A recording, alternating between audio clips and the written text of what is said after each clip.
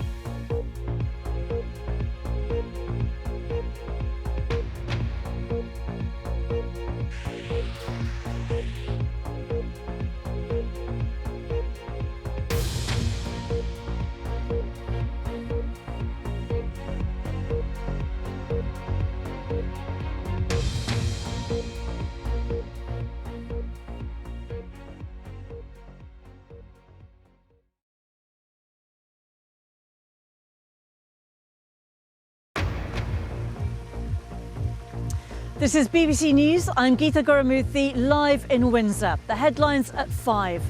The Prime Minister and European Commission President Ursula von der Leyen have announced a deal on new post-Brexit trade arrangements for Northern Ireland. I believe the Windsor Framework marks a turning point for the people of Northern Ireland. It fixes the practical problems they face. It preserves the balance of the Belfast Good Friday Agreement.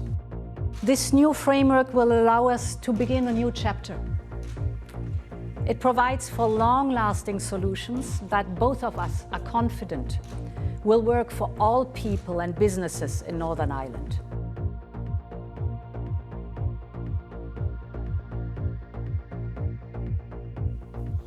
Well, we'll be getting reaction from Northern Ireland to that. I'm Ben Brown here in the studio. Our other top stories this hour.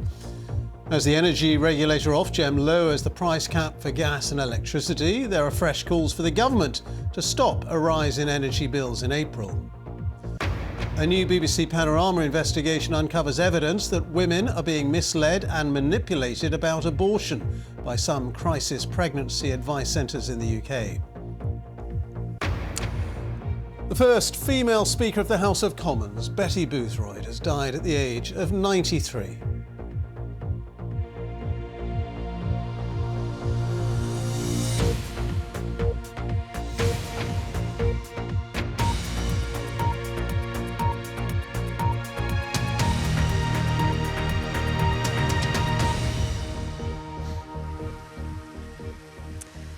Good afternoon from Windsor, where Rishi Sunak and the EU have struck a new agreement to amend post-Brexit trading rules with the EU. The Prime Minister said the deal marked a decisive breakthrough after years of wrangling, allowing smooth, free-flowing trade whilst preserving the Belfast Agreement, the settlement which underpins devolved government in Northern Ireland.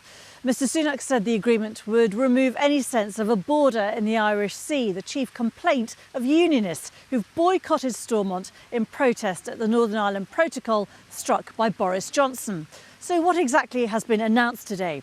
Well, Rishi Sunak says there will be a smooth flow of trade within the UK, with goods separated into a green lane for goods travelling to Northern Ireland and a red lane for goods at risk of moving into the EU.